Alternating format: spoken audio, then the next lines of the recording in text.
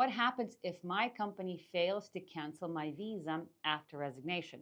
Well, first of all, the burden is really on you. I mean, the burden that is, it's your own visa, right? It affects your own immigration status. That's why you need to be responsible to ensure that your immigration status is clear. Because yes, right now your immigration status is sort of linked to the company or soon to be your ex-company, but ultimately it relates to you as a person. So therefore, it's in your interest to make sure that your immigration status is clear or updated as to your current status. So therefore, don't just leave it to the company to cancel your visa. You need to be very proactive about it.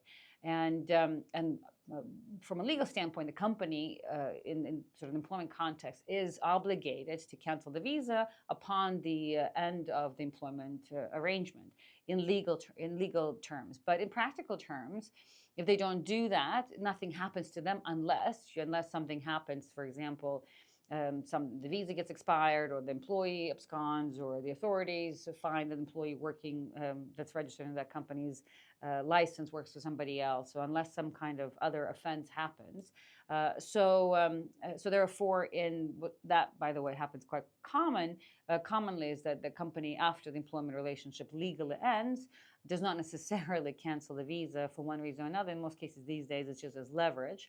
So anyway, so in legal terms, that's not to say that what they're doing is correct. It's just that it's less about what they're doing. It's more about what you should be doing because it affects you.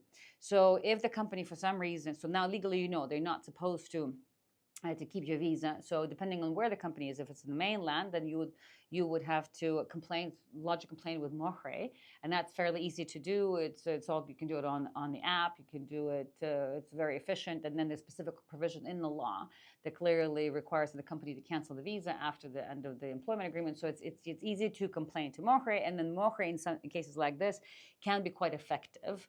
However, if you work for a free zone, then you would have to report to the free zone, and the free zones don't have the same immediate authority or jurisdiction over such claims as Mohre does. So it's a little more complicated through the free zone. So ultimately, you need to be prepared that if the free zone is not able to mediate this to the point of where the company comes actually and cancels your visa, then you will need to be prepared to file a court case. And the court case, ultimately, you would be requesting for exactly that the company cancels the visa, and there's a way, it's a labor case, and there's a way in a labor court when you make this kind of request to ask for the court to issue a letter to immigration authorities for you to go and cancel your own visa. And you can even do this before the case is finalized.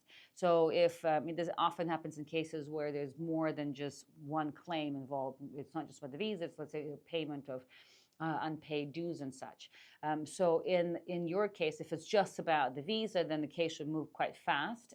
But in any event, there are different avenues through which you can request for the court to issue this immigration letter for you to go, and then you go to the immigration authorities and you have that visa canceled. And you can only do it that way unless the company does it. The only way for you to do it, is on the basis of this court letter.